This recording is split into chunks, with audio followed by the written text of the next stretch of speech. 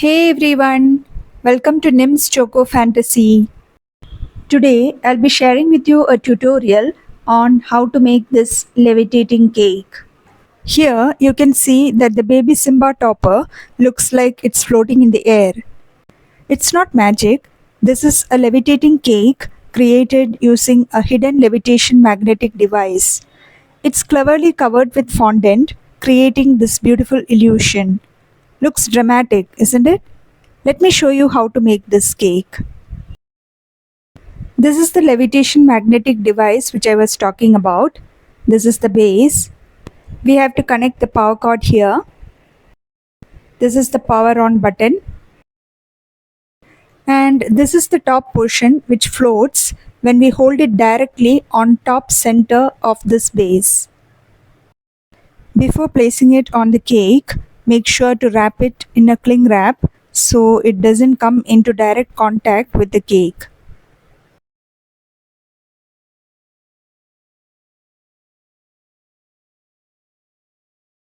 Wrap it neatly and make a small hole here to plug in the cord.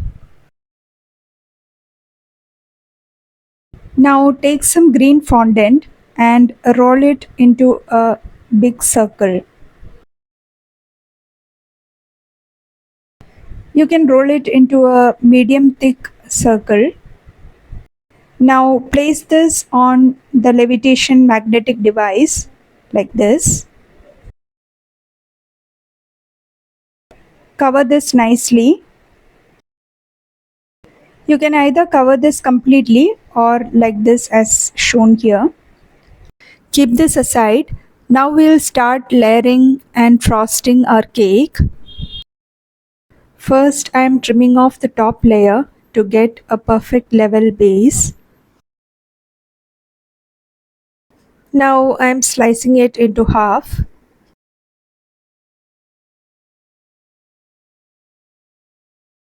Keep this aside. Now I am going to do the same procedure with the next cake. So in total there would be 4 layers for this single cake.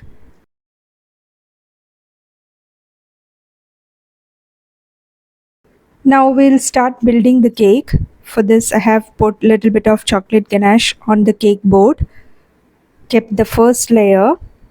If you have seen my earlier cake decorating videos, you would know why I have put this mark on the cake. I am filling the layers with chocolate ganache.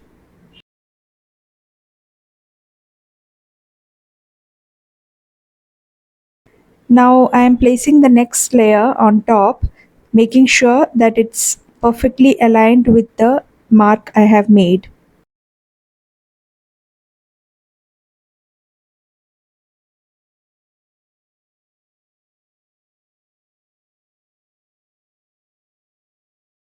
So here you can see all the layers are perfectly stacked.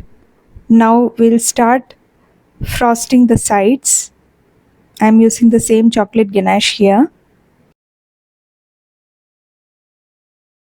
We need to put only a thin layer of chocolate ganache because we'll be covering this with fondant.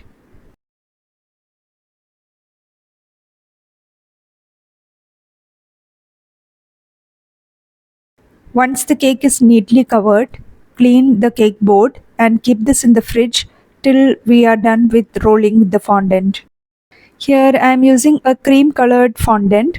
First I am going to cover the top portion. For this I am rolling the fondant into a circle. To get an approximate size, I am using the same cake pan in which I had baked the cake. Using this as a stencil, I am cutting off the excess fondant.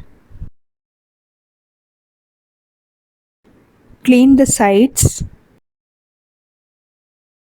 Now brush little bit of water on the top and place the rolled fondant on top of it.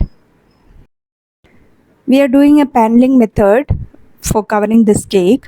So first I am doing the top. Now next I'll do the sides. Smoothen it out using a fondant smoother. If there is excess fondant hanging out, you can cut it out using an X-Acto knife.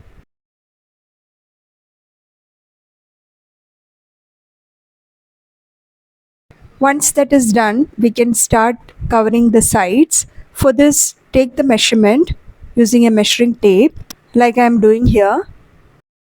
We have to roll the fondant lengthwise, then we will cut it into the measurements that we had taken.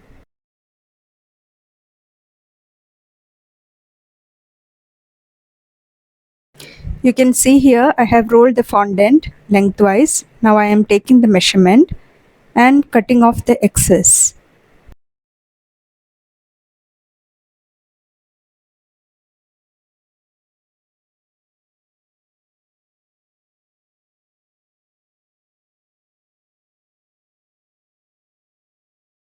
Once that is done, sprinkle a little bit of corn flour on the fondant and roll it on the fondant roller like this. The corn flour helps the fondant not to stick onto itself. Just keep this aside and brush little bit of water on the sides of the cake. Lift gently the fondant roller on which we had rolled the fondant and unroll it onto the cake like it is shown in the video. For me, this method is much easier than the other method wherein we cover the entire cake with a single sheet of fondant. Now just cut off the excess. Sorry, the video was out of focus. I didn't know that until the recording was done. Now just smoothen it out using the fondant smoother. And that's it. Our cake is perfectly covered with fondant. Now comes the decoration part. Here I have already placed the name on a brown fondant piece and I have cut 2 strips of yellow fondant which I have placed on the bottom portion. Out of these, on one of the fondant I have airbrushed orange color. Now we need to find the center of this cake. We'll be placing the levitation magnetic device on this small cake base. As it is bit heavy, there is a chance of it sinking down the cake. So to avoid that, I am giving a structure. For this, I am inserting a bubble straw, cut it to the height of the cake, as you can see in the video. Now I am placing the cake base on top of it, and when we place the levitating magnetic device on top of this, it won't sink down. Please bear with my voice, I am having a bit of cold, so I am sounding different. Now we will do rest of the decorations. While I am doing this, if you are new to my channel, please click the subscribe button and hit the bell icon so that you will get notification whenever I upload a new video. Also, if you are enjoying this video, hit the hype button so that this video would reach to wider audience.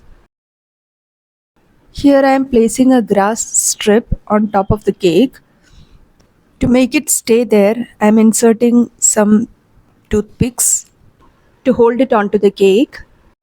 This will hide the levitating magnetic device which we will be keeping on top of the cake. Now I am inserting a toothpick to hold the number like this. I have connected the cord onto the levitating magnetic device. I'm just placing it on top of the cake to check. This is the top portion. Just place it to the center and you can see it floating and rotating. Can you see? I have placed the topper. You can see it floating and rotating. So beautiful, isn't it?